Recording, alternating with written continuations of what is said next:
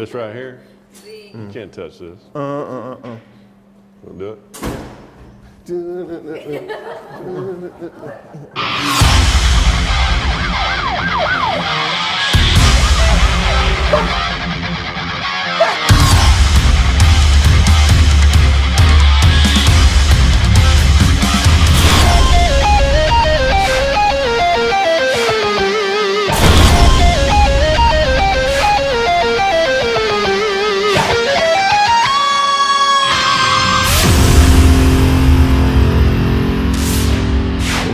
We're getting lined up on a road check with Georgia State Patrol, Lawrenceville, Suwannee, and the Gwinnett County Sheriff's Office. One of the reasons we do road checks or safety checkpoints and things like that, a lot of times it's just to go out here and look out for impaired drivers down the street. You may have a safety checkpoint going for, say, an hour. You get nothing. And you may get nothing. You may get one or two. There's been times that we've had 15 or 20, and you actually have to shut the road check down because you got so many DUIs, whether they're alcohol or drugs or a combination of, that you have to shut it down and just deal with them.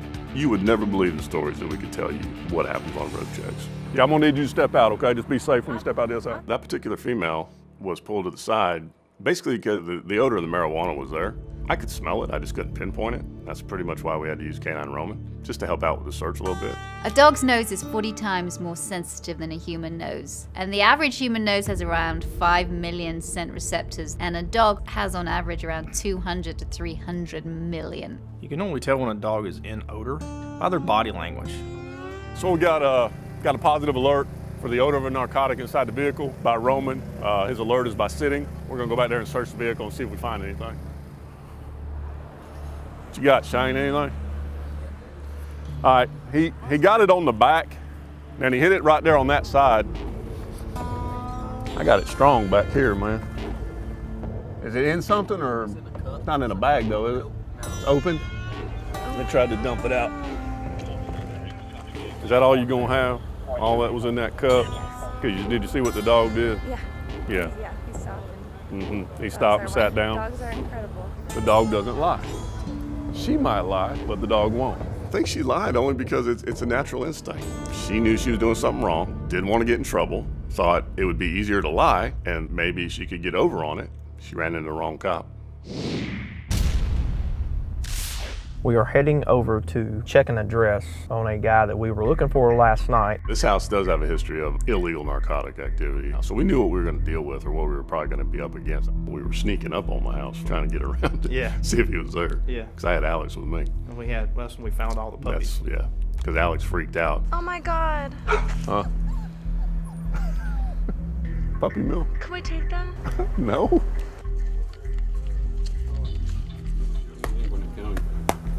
He ain't here. No, sir. So you got no problem if we go in there and make sure he ain't inside. No, you can. What's up, man?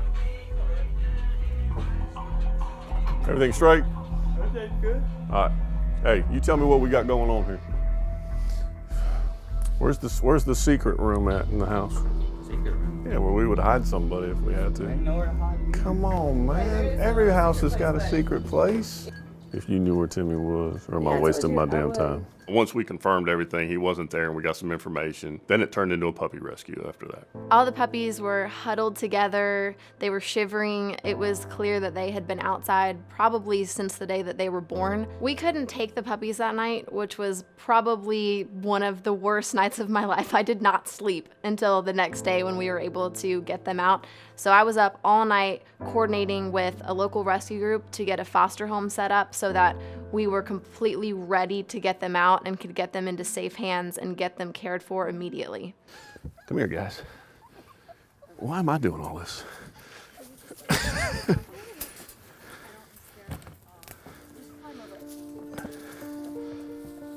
There you go.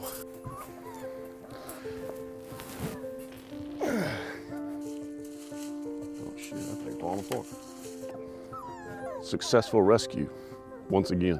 So now we got 9 little puppies to take care of, but they'll go to a good foster home.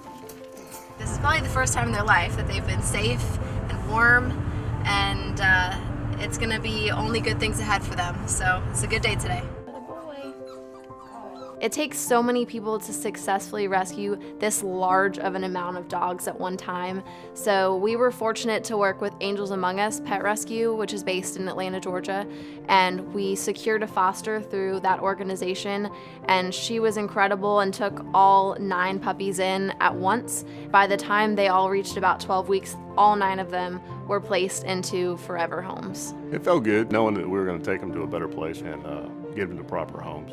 I found that the best way to ensure that a rescue is successful and that everyone stays safe is to stay as non-judgmental as possible. Most people are not trying to hurt or neglect their animals. They just maybe don't know any better, or they don't have the means to be able to support the animals, and they get in over their heads. So I always just try to meet people where they are so that we can help the people get the help that they might need, and also help the animals as quickly as we can. There have been a number of occasions when we've gone on calls and we've seen animals that look like they're in trouble. This call was particularly intense because this was a child that had been abducted. Unfortunately, the child was fine. When we went in the house, though, I heard barking. We're going to need animal control en route for a pit bull. No one's here to take care of it. When Alex and I went into the room with the barking dog, we saw that the dog was in a crate, that she couldn't turn around, that she could barely stand up. But she was giving us the evil eye and telling us, "Don't you come near me." I sat down by the crate and I just gave her a bit of time so that she'd know that I wasn't going to come here and hurt her. You never know when you're going to open the crate door what the dog is going to do, but I felt a bit more comfortable that the dog seemed to be, she was relaxing, and that I could let her out. Once I let the dog out, I saw that she was actually quite young, probably not more than 6 to 8 months, and that she was thirsty. I knew that this dog needed to be rescued there and then. Really thirsty. I love you. Super friendly, so yeah, thank you for coming out. This She right doesn't here, deserve being in a that's crate the all Asian. day, So eating they plastic also- bottles, They not being right here, walked, and not being given any water. No. y'all want his information or not? Now I'm I'll put all involved. this in the text file for you. Sounds good. She's going to go to a good home, I can guarantee you that right now. It makes me feel good. I'm just so impressed by what these guys do. And also the fact that they waited around for so long, the poor animal control man to get here. Anyway, happy ending, that's what I like. It was lovely to see these officers with the little girl just hanging out and having fun. These guys that we film with are fantastic and they understand body language, but cops have a bad reputation for being involved in shootings with dogs, and a lot of it comes down to training for these police officers to understand what true aggression is when they are truly in danger and when you're just dealing with a fearful dog. There's certainly been a much needed push to give training to officers in dog body language and bite prevention so that these shootings can be avoided.